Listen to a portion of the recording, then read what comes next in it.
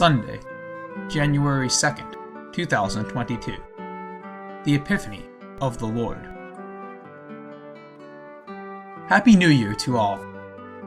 Epiphany Sunday always brings the reading about the Magi, the wise men from the East in search of the King of Kings, the incarnate God.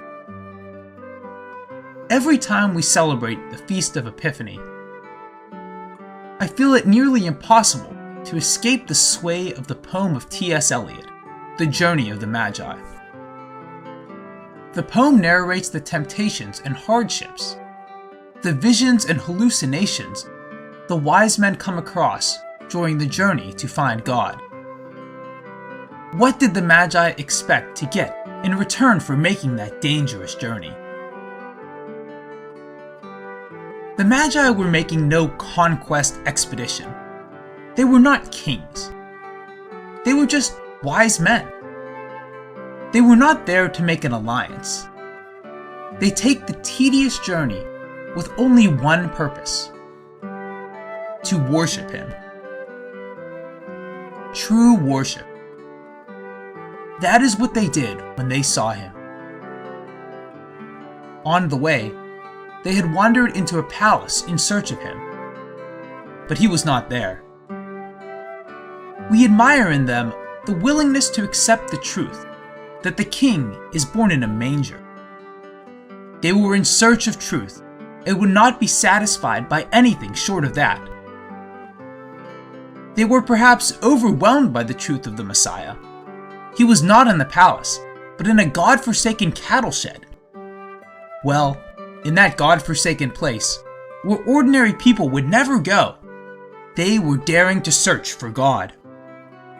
They had that courage, and God revealed the truth to them.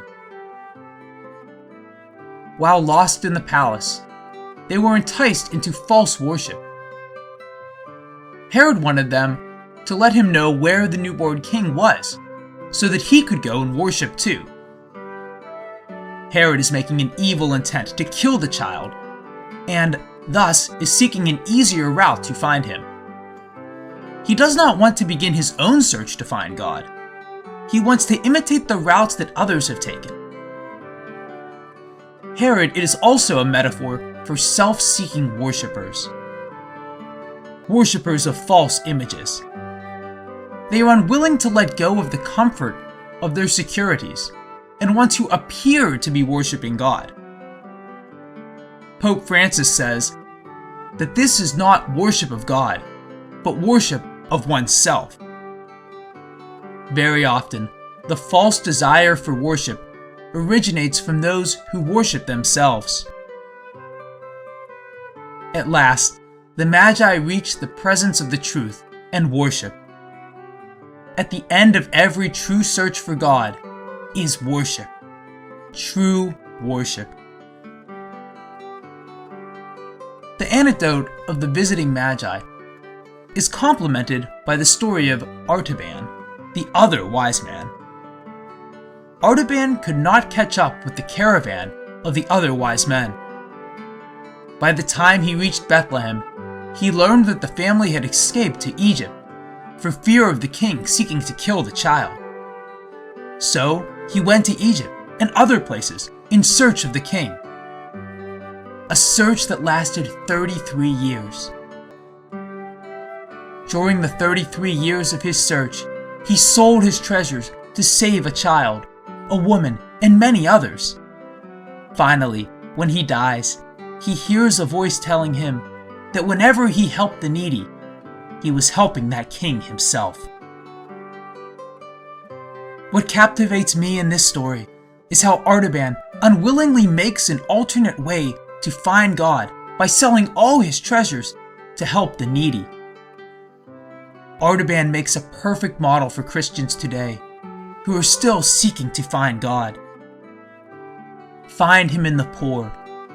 Find Him in the needy. True worship begins there. The Magi are metaphors for the journey of faith of everyone seeking the divine vision. It is a pilgrimage.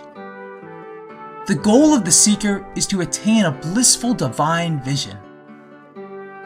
The vision happens to those willing to leave the comfort of home and to face the uncertainties on the way. One encounters the demons and angels in one's inner world on the journey. Before one gains the vision of the divine, one has to tackle them or befriend them. Once the inner resolve is seasoned and the intentions purified, the eyes needed for the divine vision are received.